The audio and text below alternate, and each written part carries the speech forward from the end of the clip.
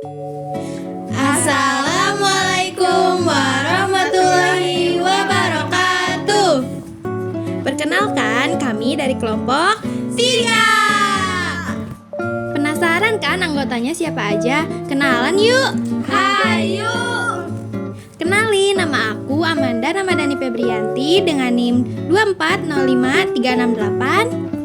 Kenalin, nama aku Fitria Hairani dengan NIM 2405081. Kenalin, aku Neneng Anissa Dania Rehana dengan NIM 2408577.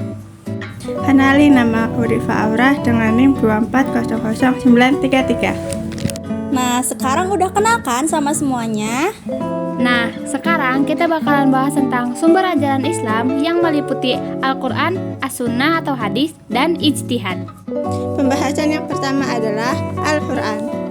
Al-Quran menjadi yang pertama dalam urutan sumber hukum Islam karena Al-Quran merupakan wahyu ilahi yang diturunkan langsung kepada Nabi Muhammad SAW melalui malaikat Jibril untuk acuan hidup kita sebagai umat Islam. Pokok dan inti kandungan Al-Quran sendiri diantaranya yang pertama adalah akidah, lalu ibadah, muamalah, akhlak, hukum, sejarah, dan dasar ilmu pengetahuan.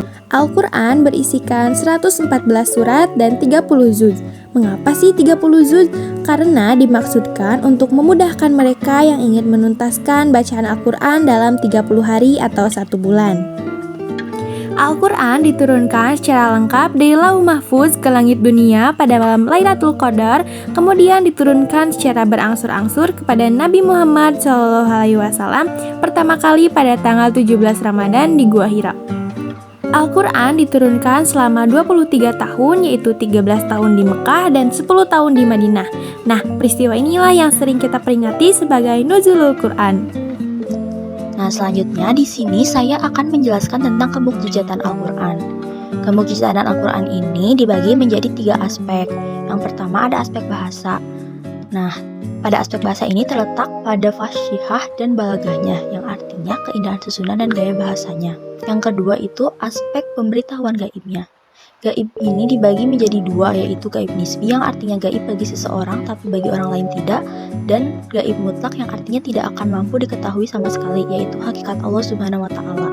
Lalu selanjutnya ada aspek isyarat-isyarat ilmiah, yaitu hakikat-hakikat ilmiah yang disinggung Al-Quran, dikemukakannya dalam redaksi yang singkat dan syarat dengan makna.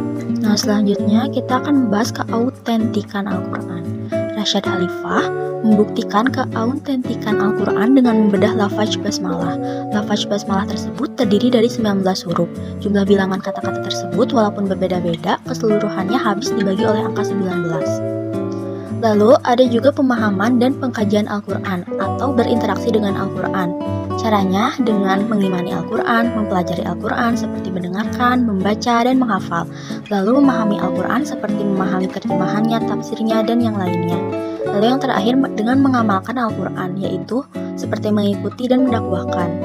Nah, pembahasan terakhir dalam bab ini adalah adab membaca Al-Quran atau tilawah. Yang pertama, membersihkan mulut dengan siwak dan diutamakan dalam keadaan suci. Yang kedua, disunahkan di tempat yang bersih dan terpilih. Yang ketiga, diutamakan bagi pembaca Al-Quran di luar sholat supaya menghadap kiblat. Yang keempat, mohonlah perlindungan atau isti'adzah. Dan yang terakhir, selalu membaca Bismillahirrahmanirrahim pada awal setiap surat. Nah, selanjutnya adalah pembahasan tentang hadis atau as-sunnah. Saya akan membahas tentang hadis. Hadis adalah sumber syariat Islam kedua setelah Al-Quran. Pada masa Rasulullah masih hidup, hadis masih berupa ucapan Nabi yang didengar langsung oleh para sahabatnya. Hadis dibagi menjadi 3. Yang pertama, hadis qauli, yaitu perkataan. Yang kedua, hadis fi'li, yaitu perbuatan. Yang ketiga, hadis taqrir, yaitu pembicaraan. Jenis tingkatan hadis. Yang pertama, hadis mutawatir, yaitu adalah suatu hadis hasil tangkapan dari panca indera yang diriwayatkan oleh sejumlah besar rawi. Yang kedua adalah hadis ahad secara lughawi, yang berarti kebahasaan, satu per satu atau satu demi satu. Unsur hadis, yaitu yang pertama ada sanad, yaitu adalah rangkaian para periwayat yang menukilkan isi hadis secara berkesinambungan. Yang kedua adalah matan, yang berarti isi teks itu sendiri, baik ucapan, perbuatan, atau sifat Nabi. Yang ketiga adalah mudawin, yaitu adalah orang yang mencatat hadis tersebut.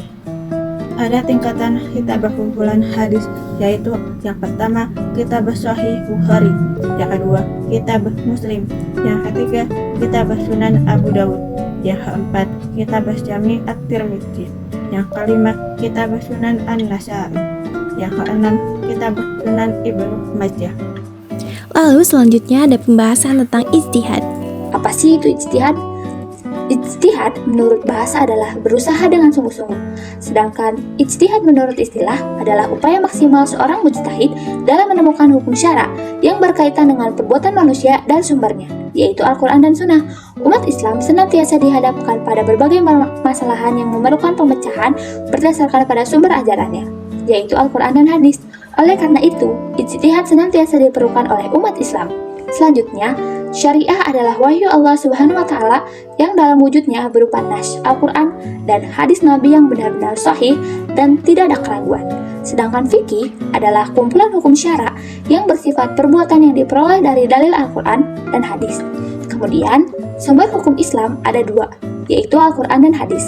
Sedangkan metode pengembangan hukum Islam diantaranya adalah ijma', qiyas, ihtisan, ihtisab, istislah, saz al-zarai, dan urf.